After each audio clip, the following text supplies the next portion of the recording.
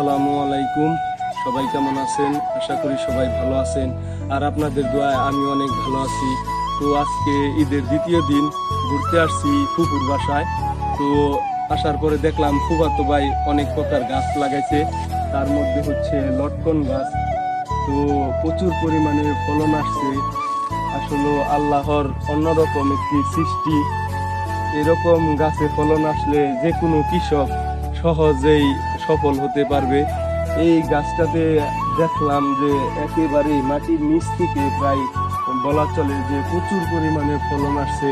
এইরকম ফলন আসলে আসলেও যে কোনো কৃষক সহজেই স্বাবলম্বী হতে পারবে। এইখানে 3টি গাছ দেখলাম পাশাপাশি, 3টি গাছেই প্রচুর পরিমাণে ফলন আসছে। এর সাথে হচ্ছে ছোট একটি গাছ, এই গাছের বয়স তেমন না, ওই গাছটার তুলনায় এই গাছটা আকার অনেকটাই ছোট, কিন্তু ফলন কিন্তু প্রচুর পরিমাণে এখানেও আসছে।